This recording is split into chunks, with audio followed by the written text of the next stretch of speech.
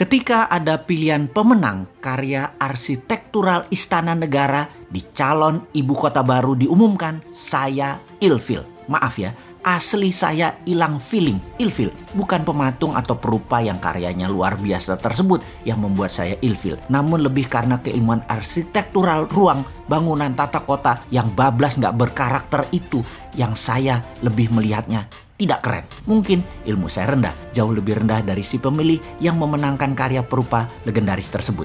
Tapi dalam hati saya berkata, toh nanti kalau New Mind menjabat, ibu kota baru nggak akan jadi kenyataan dan pindah ke Penajam tersebut.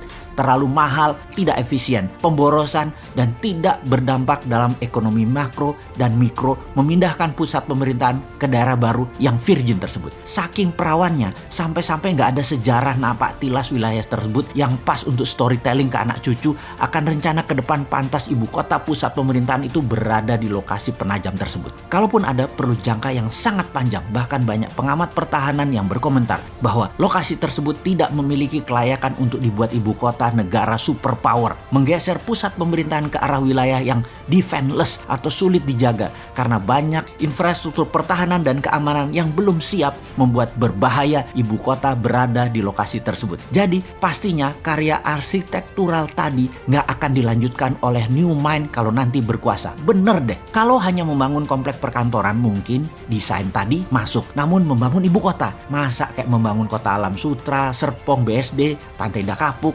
gitu sih modelnya. Membangun pusat pemerintahan itu membangun Wakandanya Black Panther. Sekali lagi, Black Panther ya, bukan Blackpink. Bener deh, kalau New Mind pusat pemerintahan tetap di utara Jakarta, bekas tanah reklamasi. Sekalian buat benteng laut utara Jakarta. 5.000 hektar itu New Wakanda. Full teknologi, full digital, paperless, kontrol satelit, telekomunikasi jalur baru, e-rupiah, digital aset, dan banyak lagi ke depannya yang dunia pemerintahan butuhkan. The real e-government. Masa membangun ibu kota di abad 21 kayak membangun properti perumahan gitu sih? Hanya casing doang.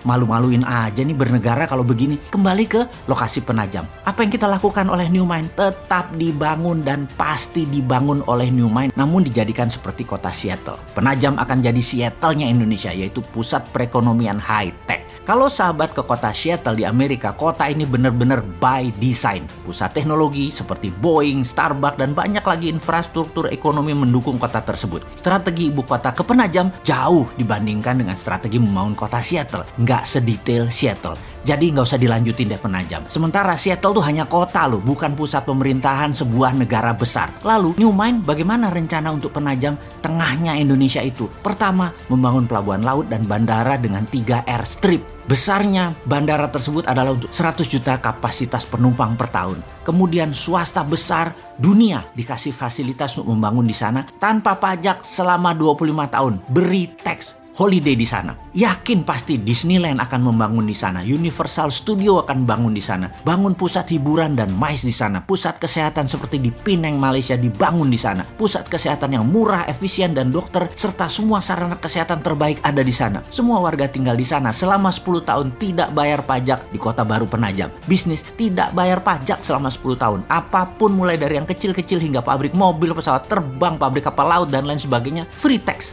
Berlaku e-rupiah di Penajam dan pendanaan lewat SWF e-rupiah printing money di Penajam. 2.000 triliun dibanjiri di Penajam dengan e-rupiah setiap tahunnya selama 15 tahun ke depan. Yakin pasti 2 juta populasi akan pindah dalam 5 tahun ini dan 10 juta populasi akan ada di 25 tahun dari sekarang. Indonesia di tahun 2045, Penajam adalah darlingnya Indonesia. Kemudian pusat pemerintahan di Pulau Reklamasi yang sekaligus membangun Great Giant Wall, dam laut untuk menahan banjir Jakarta serta pertahanan laut utara pusat pemerintahan tersebut. Di sana adalah e-government pertama di dunia dan e-rupiah pendanaannya. Aduh, jadi kangen masa depan. 2024 kok masih jauh ya.